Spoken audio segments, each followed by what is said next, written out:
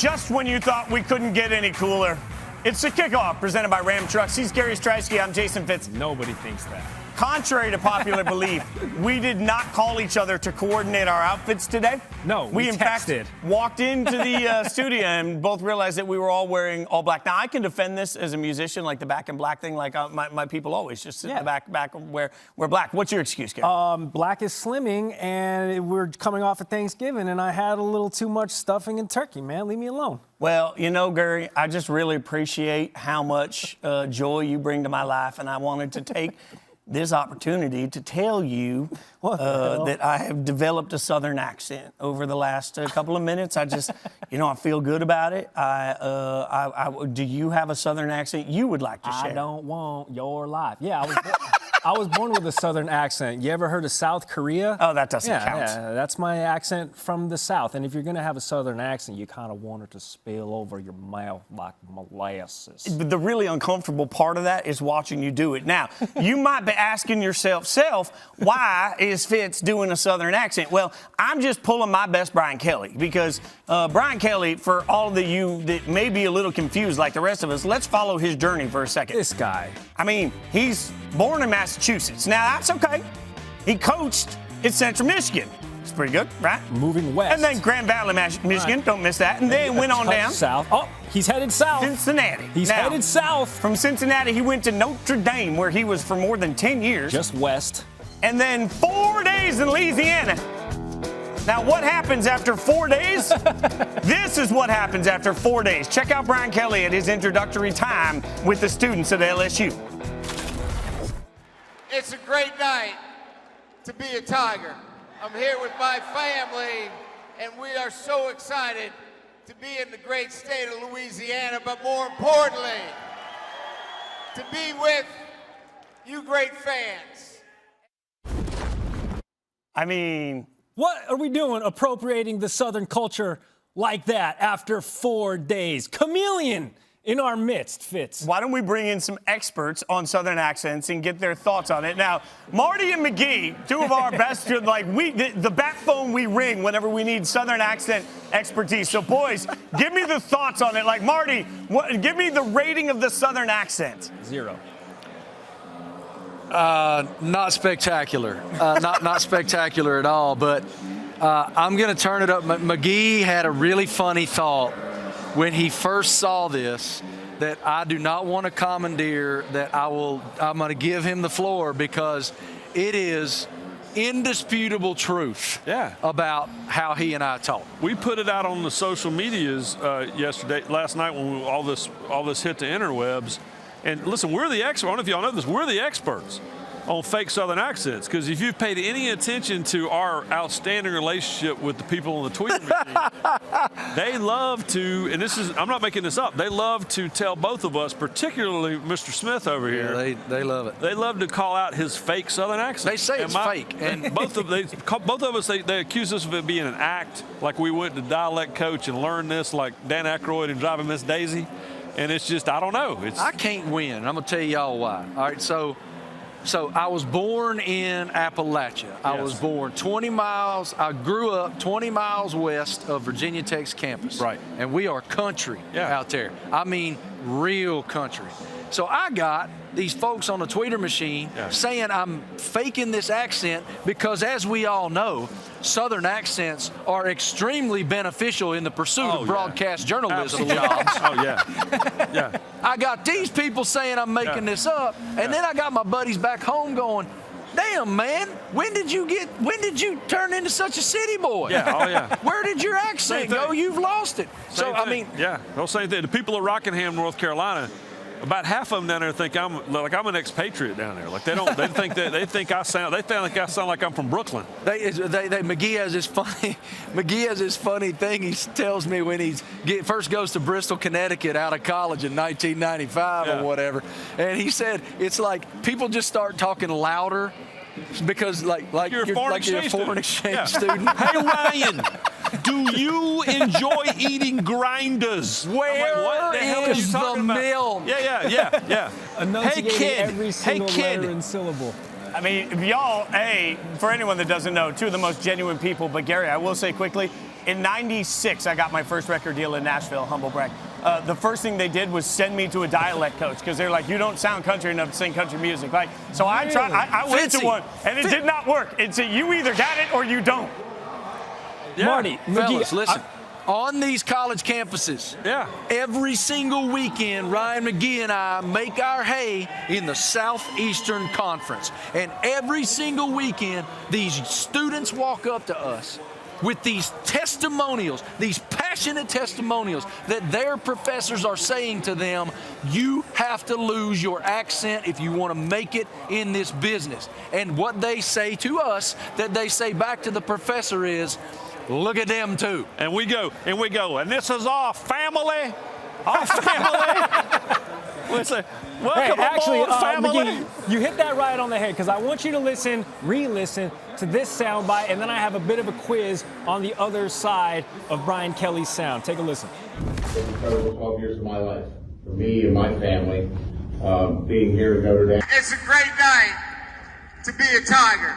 I'm here with my family, and we are so excited to be in the great state of Louisiana. I mean, right away, he was outed. It's like a thief in the night, and then all of a sudden a spotlight was shown on him. So my question to you, because there are some people who can pick up an accent pretty effectively, is there like a test, a dead giveaway, a particular word or phrase that someone says or doesn't say correctly that you know that guy is a chameleon, he's fabricating everything that he's trying to represent? All right, so I mentioned Dan Aykroyd in Driving Miss Daisy. And for you kids out there, that was a movie a long time ago based on an amazing Broadway play that we got nominated for a bunch of Oscars. Dan Aykroyd was nominated for his only Academy Award nomination for Best Supporting Actor. If they sound like Foghorn Leghorn, it is not an actual accurate accent. And in that movie, Dan Aykroyd's like, Mother, let's go down and get Dawg to the grocery store, Mother. So anytime they started into the Foghorn Leghorn deal, family, let's head down. Mother, we need some milk and some eggs and some bread, Mother. I mean, you know what is real? Here's what's real. What's real is when these old boys walk up to us and go, hey, Marty.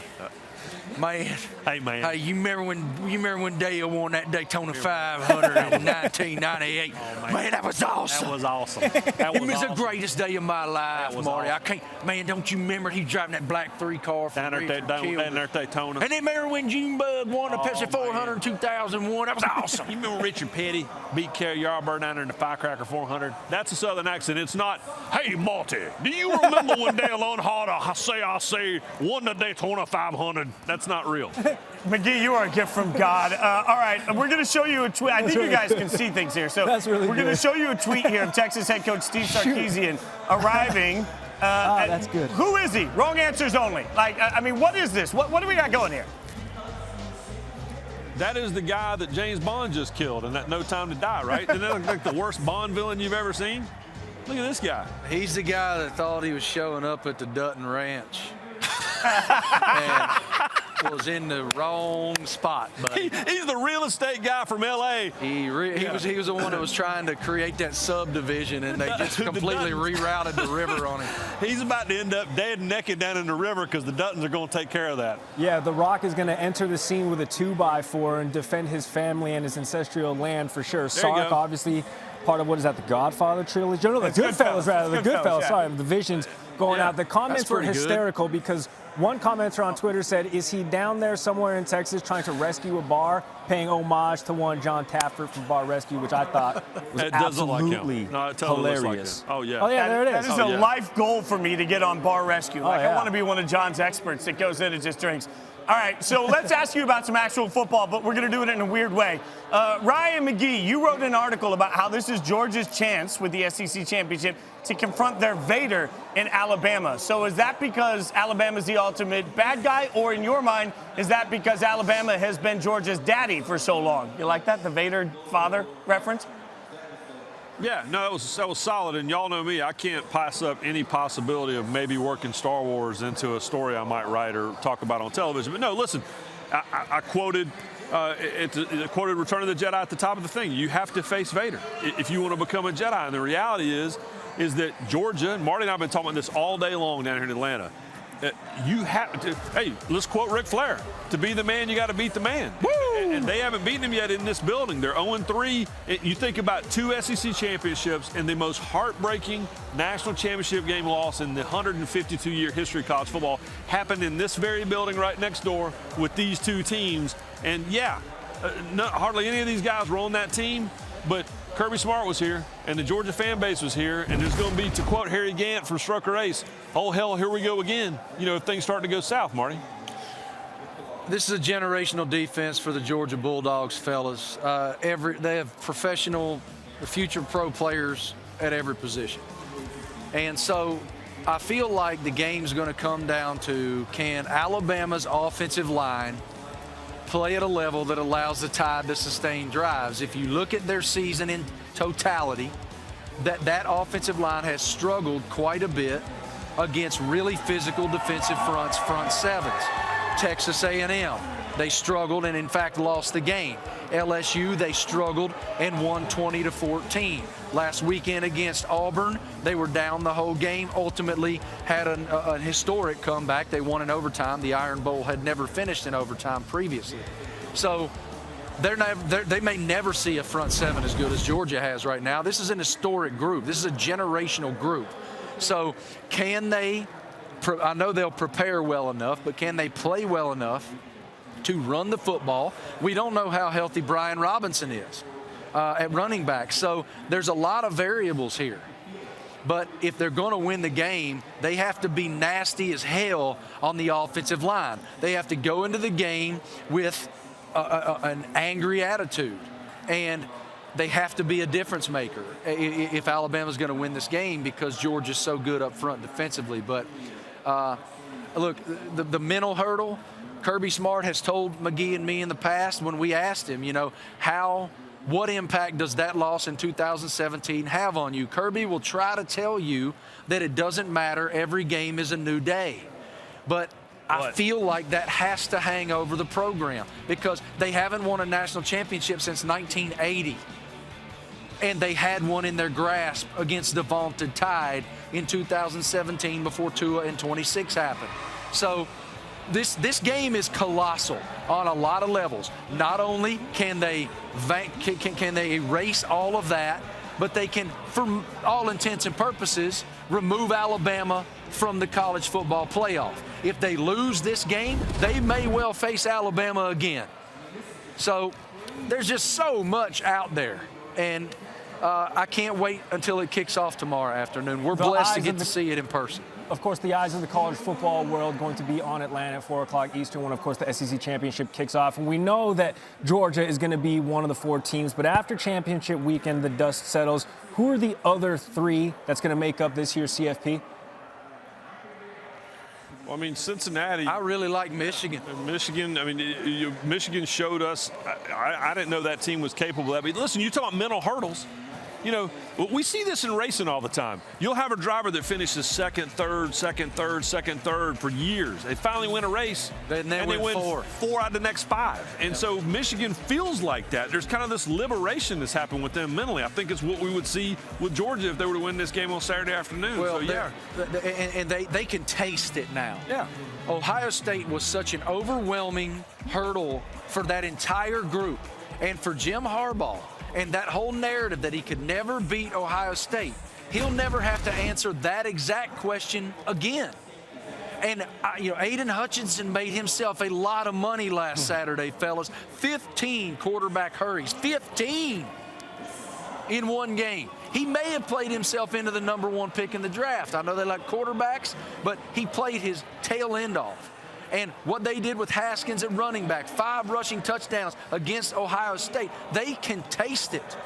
And, look, I really like what they're doing. They're tough. They run the football really well. They're really good defensively. They pressure the quarterback, and they're a model of what Harbaugh wants them to be. So I really like what they're doing. Cincinnati looks unbeatable in that league. Hey, how about this? How about all these people all these years complaining? And Oklahoma State. They're complaining all the time. It's always Ohio State, and it's always Alabama, and it's always.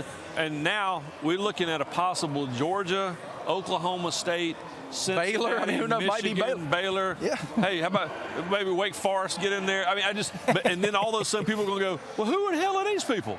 Where are the superpowers? So, yeah, you can't make anybody Look, happy. I really like Oklahoma State, too. Yeah. I thought they made a hell of a – look, we're talking about hurdles. We're talking about hurdles, yeah. I mean, Mike Gundy had beaten Oklahoma once heading into that game. Is real. Went 0 for 4 as a player. Yeah. And, look, and that defense is so good. Oklahoma State's defense is so good. Real. If Spencer Sanders can take care of the football, they can go to the college football playoff. I mean, I think it's really fun. Like, I really like the potential for this playoff. I love 2021. What I know is nobody does it better than you guys. You guys, we love the fact that you join us on the show. Obviously, you know our fandom. We love you guys so much. I talk to Star Wars with you, McGee, all the time, and Gary and I would gladly be in the back of Marty's truck anytime we could. Love Ram! All right, guys, thanks for hanging out with us. That sounded weird. Boys. Thank y'all for having us down here on your program. Thank you very much, I say. Sounds like a drunk General Custer. I say the petunias and the magnolias and the guys better bourbon. cut No, their thank you, camera boys. right now. All right, let's take a look at the rest of the games this weekend. Thanks, boys. We appreciate you hanging out with us. You don't have to wait until tomorrow. The Pac-12 championship tonight, ABC, Friday, 8 p.m. Eastern. Oregon taking on Utah. Oregon wants to go out and still make their statement. The Big 12 championship game we've got so many eyes on. Oklahoma State, Baylor, Saturday at noon on ABC. Let's take a look at some of the action from the people directly on the field. It's time for Conference Call. Ring, ring. Love the conference call. Luke Fickell does not concern himself with college football playoff talk, and neither does his players. Cincinnati believes if it takes care of business against Houston in the American title game, things should work out the way that they're supposed to.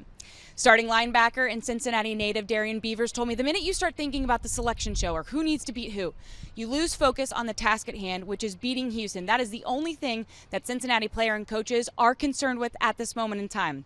And their opponent in Houston is playing extremely well right now, averaging almost 40 points per game. Head coach Dana Holgorsen says patience and 4 yards per play is key for his team. He said if you line up and try to go toe-to-toe against these guys, it's not going to end well. We have to be satisfied with gaining 4 yards per play, chipping away at this team, and hopefully heading back to Houston with a second AAC title. Striking similarities in this ACC championship game. You got a pair of 10-win teams. You got two teams who are underappreciated and disrespected preseason. You got two offenses that have been prolific, led by great quarterback play. Kenny Pickett and Sam Hartman for Wake Forest. Two coaching styles, they're also very similar. The motto for Pitt has been, we, not me. For Wake Forest, it's been from good to great. Rosters, veteran, both sides with super seniors who have made massive contributions. Both defenses at times this year, quite honestly, defense has been sold separately. I hope you got the right size batteries on Saturday night. And one tidbit from Wake Forest defensive coordinator who says they want to make Pitt one-dimensional. That is, they want to stop the run and make Kenny Pickett throw the ball 50, 60, maybe 70 times a game. Very counterintuitive. Molly McGrath here at AT&T Stadium in Dallas, Texas, the home of the 2021 Big 12 championship game. You can see they're taking down the trophy ceremony site right behind me. We just had our rehearsal for the trophy ceremony. One of the teams is going to stand up top there and raise a trophy as the Big 12 champions. Will it be Oklahoma State or will it be Baylor? Either of those teams has a shot to make it to the college football playoff. Oklahoma State's shot is a lot better, the number 5 team in the country. Every player I've talked to on their team told me they believe if they win, they're in the playoff. And if they beat Baylor, this would be back-to-back top 10 wins for the first time since 1976 for Oklahoma State. So they think that really helps their resume in this game.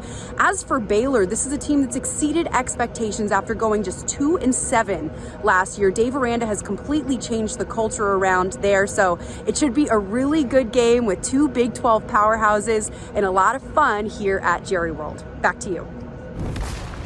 Oh, I cannot wait. But now it's time for Built for Success, presented by Ram Trucks.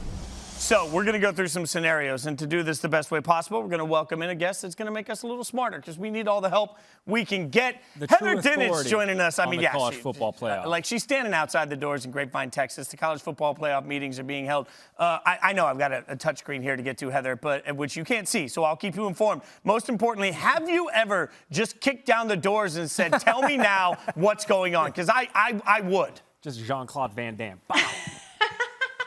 No, look, at this point, guys, this is the 8th year. You know, I got friends in there. They open the door. They say, come on in. Let's have some bacon. We'll talk a little bit. Watch some games with us, you know? That's why Heather's living the life right there. All right, Heather, we're going to run through some quick scenarios here. We've got a touch screen. I'll keep you updated, but this is the 2021 All-State Playoff Predictor behind us, and it gives us the top 7 teams, and we can figure out if we think they're going to win or lose. So real quick here, Gary, I've got Georgia winning against Alabama. You good with that? I'm with you on that. And then I've got Michigan beating Iowa. You good with that? I'm with you on that one. Okay, and so I'll even go all chalk here. Cincinnati beating Houston? For the sake of keeping things uniform, okay, I'll ride with you on Cincinnati, even though I wouldn't be surprised if Houston wins. So this is where I want to bring Heather in, because right now, through this scenario on the All-State Playoff Predictor, it's telling me that Cincinnati, if they win, Michigan wins, and Georgia wins, has a 91% chance of making the playoffs. Now, I can understand that, Heather. Do you agree with that? I agree with that if Georgia beats Alabama so soundly that there is no doubt in that committee meeting room that 2-loss Alabama is out. If it's a close game and if Baylor wins and if, well, no, that's it. That would be it. Absolutely, because then there wouldn't be any upsets. The question is Alabama. I do think Cincinnati is almost a lock in that instance. Heather, I want to go back to the SEC championship game, because if Georgia does take care of business and does so in a fashion that the committee will exclude a 2-loss Alabama team, and like we were just saying, Cincinnati takes care of business, Michigan takes care of business, who is that 4th team that slides in to round out the CFP picture in your estimation?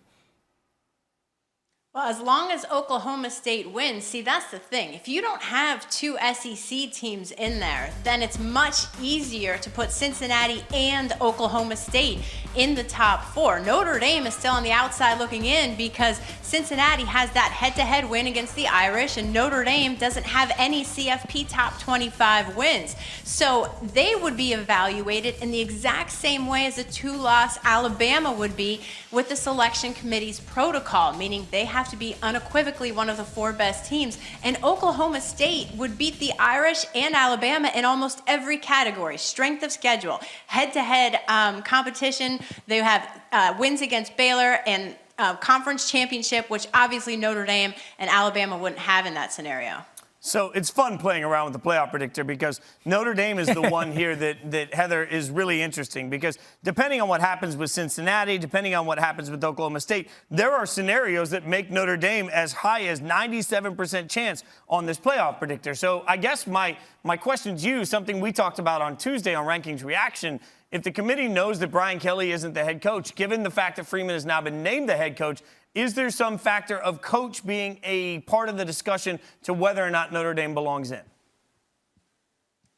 At this point, I really don't think so. And look, I had my doubts even before Marcus Freeman was hired that would be a significant setback. A part of the conversation, a moral debate, absolutely 100% they would talk about it. But again, I say that would be talked about only if they needed to go to the tiebreakers, because that is one of the tiebreakers that they use to separate teams that they deem comparable. And my question is, would they even think an 11-1 Notre Dame is comparable to the other contenders without a top 25 win and without a conference championship and with a loss to Cincinnati?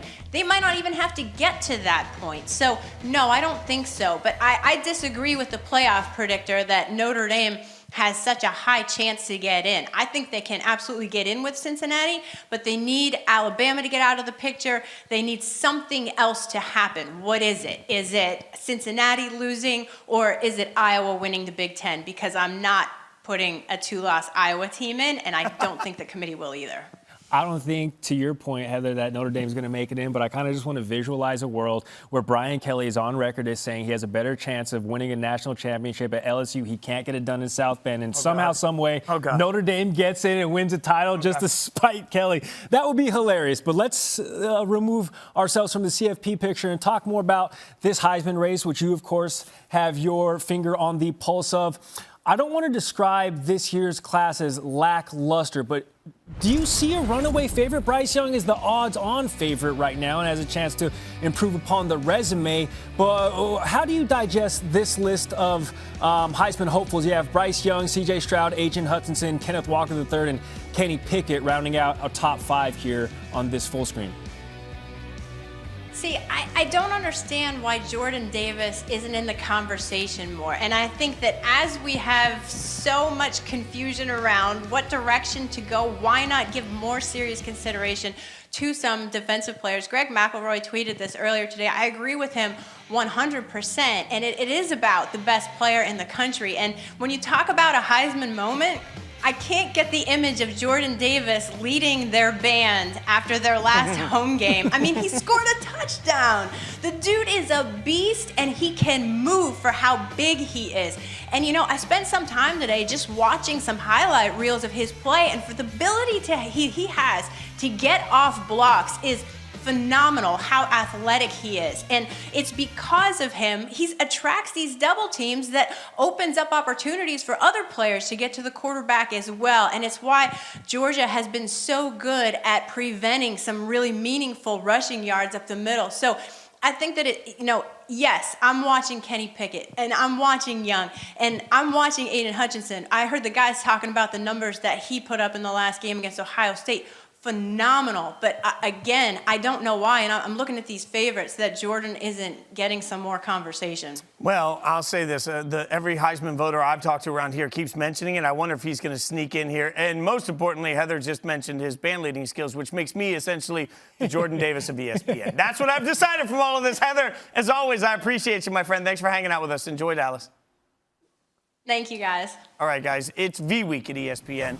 And our partnership with the V Foundation highlights the urgent need for cancer research and the elimination of racial disparities in cancer outcomes. You can learn more and help support by visiting v.org/donate. 100% of your donation goes directly to cancer research.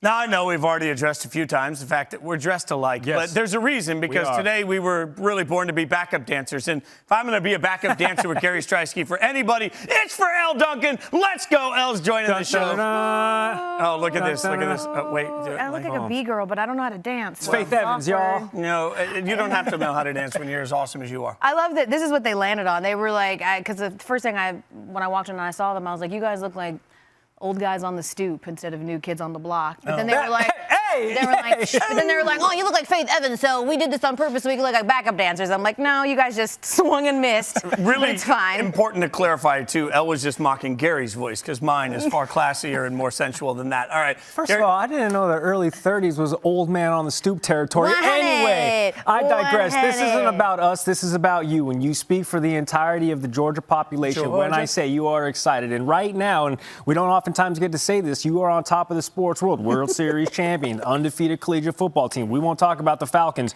But you speaking for the entirety of this state, timid, excited, all of the above for this matchup against Alabama? I feel like this is new territory because you know me, and you know typically I would feel disgusted, sick to my stomach, nervous, all of those things, bracing for impending doom. But the Braves have changed me, and I am irrationally confident now. And I feel like we finally have broke General Sherman's curse. Of course, for those of you that don't know, my husband has created a mythical curse where General Sherman is still mad at Georgia for slavery, so he is continuing to burn the city to the ground by not allowing us a championship. That all changed just a month ago because of the Braves, and so now I feel like for the first time in at least my lifetime and many lives of Georgia Bulldog fans, we can go into Saturday thinking, at the very least, Saban may get us, but the Demons won't. So the Georgia defense having a historic year. The question is, and we've been asking this all year, can the Georgia offense score enough points to win this football game? God, this is you guys want to do like real analysis, like, well, if you look at the numbers, it's like, come on, you guys. I don't know, and I don't think any of those things actually matter when it comes to a Georgia team playing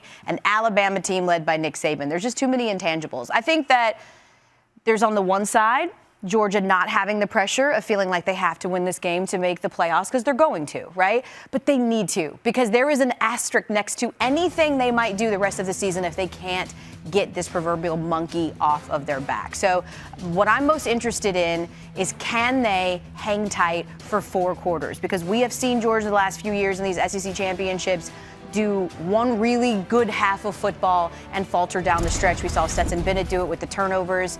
I think he's matured and grown since last year. Obviously, the defense is huge. I think this is going to be one of those games that's going to come down to the 4th quarter. That concerns me, because no games have come down to the 4th quarter for Georgia all season, and they haven't had to. But this is a real opportunity to punch somebody in the mouth. Okay, Elle, I've known you for almost a decade now, and this is the first time that you've ever outwardly been confident about a team that you have a rooting interest in. Ever. That being said, you already gave us an answer. It sounds like everything at this point is just all cherry on top. So even if they lose and get into the CFP, like, are you cool with the outcome of the entirety of the rest of the season, no matter what happens now? Well, yes, Gary. I mean, pump the brakes. Well, you think I'm going to, like, not celebrate a national championship because we didn't win the SEC championship? That's asinine. That's effing insane. But I'm just saying, in the eyes of other people, it would be really nice to hit that one milestone, to hit that one thing, to get that thing off their back. They need to beat Nick Saban when it counts. Well, that's going to lead us to a game we're going to play. Now, I was on Sports Nation a couple of weeks ago, and we had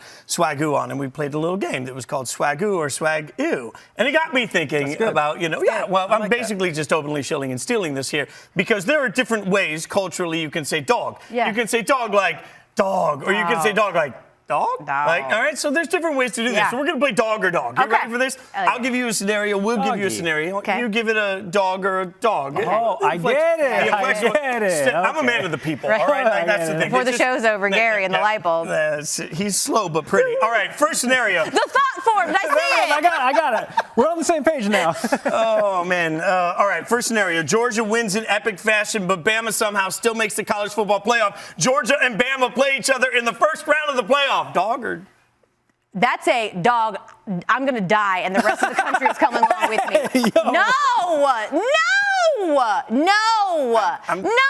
Why? You have never let a 2-loss team in. Don't start now. We're off to a good start.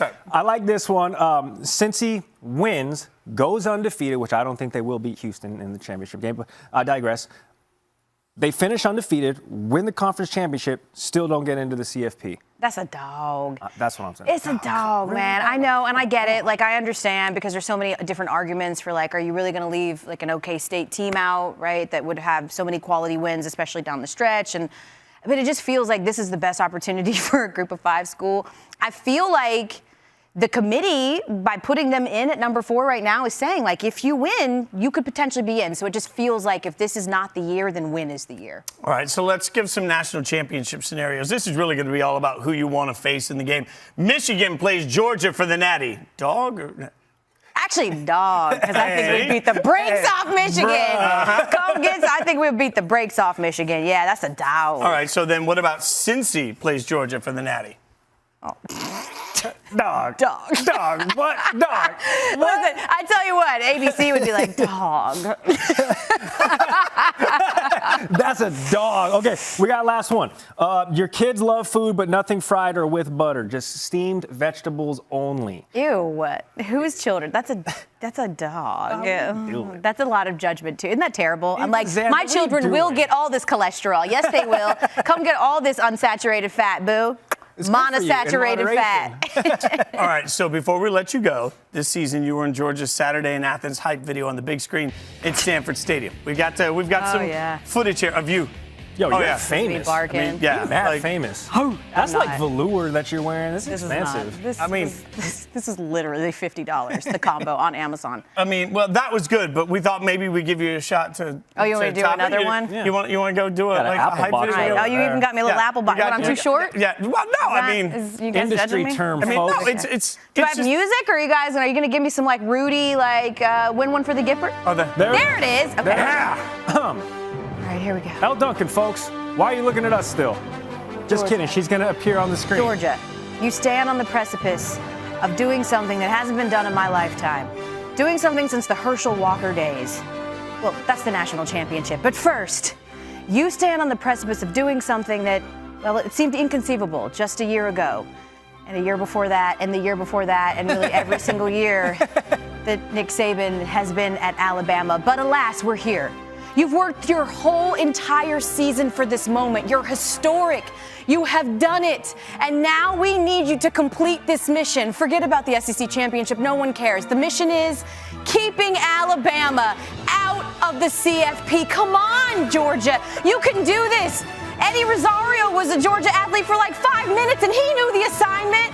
Come on. Do it for Athens. Do it for David Pollock. Good God, do it for me and my mentions, because I swear to God, if you lose, it's going to be bad for me. Please, Georgia. Most importantly, do it for yourselves. And do it for every person out there who doesn't care at all about college football, but absolutely hates Nick Saban because the guy's kind of the worst, right? This is. Go Dogs! Woo! That's pretty good. That's why Elle Duncan is the mention. best. If there's anything I know, we'll be back Thursday, December 16th to preview bowl season. Be sure to check out Oregon, Utah, by the way. That's coming up tonight, 8 p.m. Eastern on ABC in the Pac-12 championship game with the Rose Bowl on the berth on the line. I'm going to learn how to read before the next episode. And obviously, these are the big weekend games we've got coming up for championship week. You do not want to miss it. She's Elle Duncan. He's Gary Striewski. I'm Jason Fitz. And this has been the Kickoff presented by Ram Trucks. Thank you so much for hanging out with us. We'll see you next time. Georgia, do it for Quavo. Shout out, Migos.